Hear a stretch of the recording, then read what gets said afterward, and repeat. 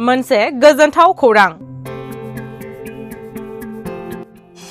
गोजौ थाखोनि गोग्गो सोलोंथाइ लानानै सोरखारि साख्रिखौ नेनानै थायाखै सानै बर' लाइमोना। गरेसराव सानै लेखा गोरों लाइमोन रजनी बर' आरो सेगाराम बर' मुंनि सानै लाइमोना गोदान जुति मुंनि गंसे गोदानै हटेल बेखेवदों। रजनी बर' आरो सेगाराम बर'आ गावखौ गोख्रों सुंथानायजों लोगोसे ओनसोलनि सानैसो लाइमोनखौबो नखर सुंथानो हानायनि थांखि लादों। बाक्सा जिल्लानि सिङाव थानाय गरेसर नोगोराव दिनै जुति हटेल मुंनि गंसे गोदान हटेल बेखेवो। बे हटेलखौ बेखेवनानै होयो गरेसर जौसिन फरायसालिनि आजिरा मोननाय गोरायुं महिदर बर' बिथाङा। सेगाराम बर' आरो रजनी बर'आ एम ए पास खालामनानैबाबो साख्रिनि लामा नायालासेनो बेबायदि गंसे हटेल खुलिनानै गावनि आथिङाव गसंनायजों लोगोसे गरेसर हालामनि सानैसो लाइमोनखौबो खामानि होनानै मोजां नखर सुंथानायजों लोगोसे मोजां आदार मोनजाहोनायनिबो बाथ्रा बुंथियो। बेनि अनगायैबो हटेलाव गाहायै बर'नि जानाय जेरै लाइ अमा, मेवाइ अमा, नारजि अमा, सबाय अमा, आलु मटर अमा, अनला दाउ, दुन्दिया दाउ, फान्थाव मोखै मटर दाउ, आलु दाउ, पस्तिया आलु दाउ, फालें दाउ, लाइ दाउ, खुमब्रा हांसो, सबाय हांसो, आलु फिसा हांसो, आलु बोरमा फान्थाव मोखै मटर बोरमा, आलु पनिर, आलु मटर पनिर, मैखुन पनिर, मैखुन एवनाय, बेनि अनगायैबो गोबां रोखोमनि फास्ट फुडनि जाग्रा आदार मोननो हागोन होननानै फोरमायदों।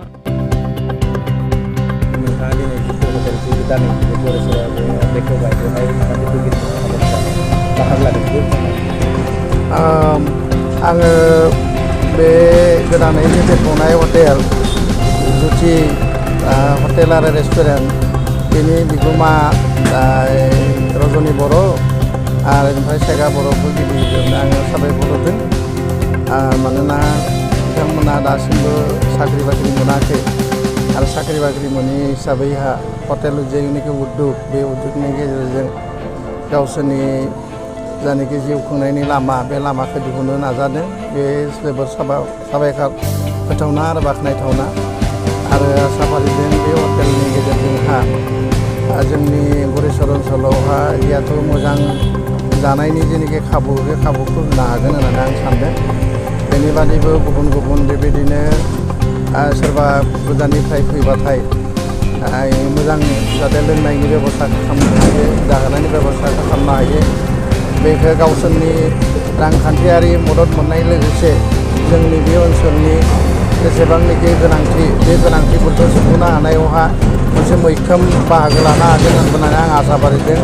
आरो बेबायदि जुदि हटेल उद्योग खुलिनायनि गेजेरजोंहा गुबुन गुबुनफ्राबो मोनसे थुलुंगा मोनगोन होननानै आं सानो। आरो इयुनावहा बे हटेला जाहाथे मोजाङै मोजां सोलिलाङो आं बिनि थाखायहा आनान गसाइनि खाथियाव आं आर'ज गाबदों। आरो बिसोरबो जाहाथे मोजाङै गोसो होनानैहा जोंनि जायफोर कास्टमारफोरा जाबाय जोंनि गसाइ, जायखौ जोङो मोजाङै बाहायनायनि गेजेरजोंहा बिसोरखौ आरो बारासिन बारा बिनि जायनाखि हटेल बा रेस्टुरेन्टनि जेनाखि मोजां माबाखौ मा होनना बुंनो बाख्नायथावना हाबाफारिखौ जुदि लानो हायोब्ला माने बे हटेलनि माबाया मोजां जागोन, जौगागोन। आरो इयुनावहा बेबायदिनो आरो गुबुनफ्राबो हटेल खुलिनायनि थाखाय थुलुंगा मोनगोन आरो गावसोरनि साख्रियाल' गिदिर बाथ्रा नङा। बेबायदि उद्योग खुलिनायनि गेजेरजों गाव हटेल उद्योग बा गुबुन गुबुन उद्योग खुलिनायनि गेजेरजों गावनि रांखान्थियारि माबाखौ मदद होनो हायो, फोलेरखौ सालायनो हायो, गावखौबो सालायनो हायो। आरो बिनिफ्राय जोंनि समाजनि गुबुन गुबुन जे आंखाल बे आंखालखौबो सुफुंनायावहा मोनसे मैखोम बाहागो लानो हायो। आरो बेखौनो बुंबाय आरो आसा फारिदों इयुनावहा मोजाङै सोलिगोन बे हटेला आरो बयबो रायजो राजाफ्रा मदद होगोन, बयबो फैगोन, बेयाव लैहोर लैहोर फैनानैहा जाफैगोन। जोंनि जिहेथु साख्रि मोनै सानै सेंग्राया बे उद्योगखौ लादों आरो बे उद्योगखौ बिसोरखौ थुलुंगा होनायनि थाखाय जाहाथे बयबो मदद होफैयो बेनि थाखाय आं बयबो रायजो राजानो खावलायदों आरो मोजां मोनग्राफोरनिसिम खावलायदों। आरो बिथांमोनखौ गोसो गोरबोनिफ्राय साबायखर बावहरनाय जाबाय जे बेयाव जे फैनानै जोंनि बे हटेलखौ बेबायदि रेकर्ड लाफैनायनि थाखाय। स' जों नैबे गरेस्वर बाक्सा डिस्ट्रिक्टनि बे गरेस्वराव जों मोनसे गोदानै जुति हटेल एन्ड रेस्टुरेन्ट होननाय मोनसे खुलिदों बेवहाय आंनिनो लोगो नै रजनी बर' जों सानैबो मास्टार डिग्री खालामखांनानै MA पास खालामनानै जे जों साखरि बाखरिखौल' सानना थायालासिनो जों बेबायदि गरेस्वराव मोनसे बिजनेसजोंबो जे मानसि जानो हायो आरो लोगोसेनो जोङो हटेल खुलिनानै बे खाथि खालानि बा गुबुन मानसिफोरखौबो जोङो जोंनि बे हटेलाव एमप्लय हिसाबै जोङो बिसोरखौ एंगेज खालामना लानाय हिसाबै जोङो हटेलखौ खुलिनो लानाय जादों आरो बेवहाय जोंहा बर'निनो स्पेशल बर'नि माने जोंहा स्पेशल फुड माबाफोरा आइटेम्सफोरा थाजोबगोन जे बेवहाय जेरै दाउ सावनाय आरो बे मटका साय आरो अनला थाइगिर ना बेफोरबायदि मोजां जोंहा ट्रेडिशनेल फुड आइटेम्सफोरा थागोन आरो जों हानायमानि सानैबो माने मोजांनिख्रुइ मोजां माने खायद'खौ होनो होननानै जों सानैदो थांखि लादों आरो लोगोसेनो जों स्मकि फ्लेभार मिट बेखौबो जों लाफानाय जादों जों गरेस्वराव जिबायदि हटेलफोर दङ बेफोरनिख्रुइ जों एसेबाबो डिफारेन्टखौ खालामगोन आरो जोङो बुंनाय बायदि जायो जे बहुद सिगांनिफ्रायनो बेखौ साननानै दङमोन जे गरेस्वराव बेबायदि मोनसे हटेलनि गोनांथि जादों जों बहुद अनुभब खालामबोदोंमोन आरो जे आलासि फैबा माबा गोजाननिफ्राय मानसि फैबा जों जाहोनो हानाय मोजां हटेल फेसिलिटि हटेल जोंहा गैयामोन मालाबा जोंनो बिदि फेस खालामोमोन आरो जोंनि लोगोफोरखौ जों जाहोनो हायामोन मोजां जों बहुद जायगा गिदिंबाय जों गुवाहाटि इउनिभार्सिटियाव फरायनाय क'क्राझार इउनिभार्सिटिनि बिथाङाबो फरायनाय MA फरायनाय जोङो बेफोराव नुनानै बहुत मोजां हटेलफोरखौ नुयो साफा डिसिप्लिन एकदम स्टेन्डार्ड हटेल आरो जि आइटेम नांगौ मोनजोबनाय हटेलफोरखौ नुयो दा जोंनि गरेस्वराव बेफोरबायदि गैया दा बेनिखाय जों सानबाय मा जे बेफोरबायदि हटेल जों गंसे खुलिनानै होनो हायोब्ला जों सानैया निस्सय जोंहा गरेस्वरनि मानसिफ्राबो आलासि लाना फैबा माबा गोजाननिफ्राय मानसि फैबा बेवहाय जाहोनो हागोन मागोन मोजां फेसिलिटिनि हटेलखौ मोनगोन हिसाबै जों थांखि लानानै जों खुलिबाय साखरि बाख्रिखौल' सानना थायालासिनो बेफोरखौ जों सानबाय आरो जोङो बे दानि बुंनाय बायदिनो आङो खाथि खालानि मानसिफोरखौ जों एमप्लय हिसाबैबो लाबाय बिसोरखौबो एंगेज खालामना दोनबाय जोंनि हटेलावनो बेबायदि थांखियै जोङो हटेलखौ खुलिनो लानाय जादों आरो दा हिसाबै नोंथांमोननि स्पेशेलि जिहेतु खाना स्पेशेल खाना हिसाबै जों नायोब्ला स्मकि फ्लेभार मिट बेवहाय जोंहा अनला खारै अनला दाउ नारजि अमा बेफोरबायदि थागोन आरो साया मटका सा होननाय बेफोरखौ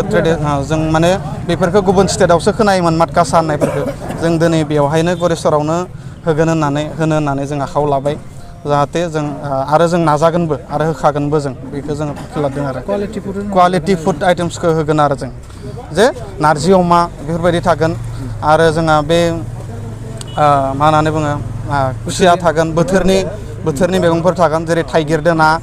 जेरैहाय जोङो पालें थागोन पालेंदो ना बेफोरबायदि थागोन सबाय अमा बेदर सबाय दाउ बेफोरबायदि पुरा लकेल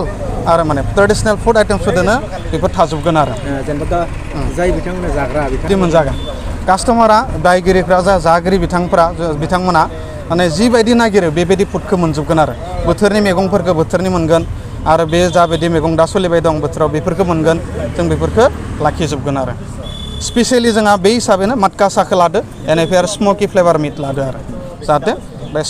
स्मकि माबा फैनाय आरो फ्लेभार फैनाय आरो बेखौ लादो आरो नोंथांमोना बेहाय फास्ट फुड आइटेम लादो प्रथमावनो जोङो बे जानाय ओंखाम थाबाय आरो लोगोसेनो जोंहा फास्ट फुड थाबाय बाखि बे चावमिनफ्रा थाबाय भेज रलफ्रा थाबाय आरो लोगोसेनो मटका सा बे मोनथामबो थागोन आरो ओंखाम फास्ट फुड बेनिफ्राय आरो बे मटका सा बे मोनथामबो थागोन आरो नांगौ बायदि मोनजोबगोन आरो जोंनि बे हटेलाव स' आं बे मिडियानि गेजेरजों बेखौनो खावलायहरनो लुगैयो गरेस्वरनि गासै एरियानि मानसिफोरजों बा जाय मिडिया नायगिरि बिथांमोनखौ आं बेखौनो खावलायनो लुगैयो जे जोंनि बे हटेलाव खेबसेसो फैनानै नाय अब्लानो गम मोनगोन आरो जों माने लकेसना जाबाय बे बगामाथि रड गरेस्वर बेयावनो आरो मेन रडआवनो आरो बेयावनो मोनगोन आरो सानजा नांजाबनानै दङ आरो मेन रडआवनो नांजाबखानाय SK मार्कनि गाहायावनो आरो बेयावनो मोनगोन 39 बोसोरनिफ्रायनो देहायारि जोथोननि बिथिङाव बुहुमनि बयजोंबो फोथायजानाय लोगोसे साबसिन आरो रावजोंबो रुजुजायै गोरोन्थि गैयै फिथाइनि रादाय होग्रा एप'ल' डायग्नोस्टिक्सआ नोंथांमोननि साखाथियाव सौफैबाय। बे एप'ल' डायग्नोस्टिक सेन्टाराव थैजों सोमोन्दो थानाय गासिबो बेराम, कभिड-19 बेराम, खि, हासुदै आरो गुबुन गुबुन बेरामनि आनजाद खालामनाय जायो। नोंथांमोनहाबो आनजाद खालामजाफैनो हागोन। थंआ जाबाय क'क्राझार टाउननि मालदां बाजारनि साखाथियाव थानाय रिलायन्स पेट्रल पाम्पनि उल्थाथिं। रोखायै मिथिनो थाखाय नोंथांमोनहा 6001517103 नाम्बाराव सुलु लानो हागोन। एप'ल' डायग्नोस्टिक सेन्टार, क'क्राझार।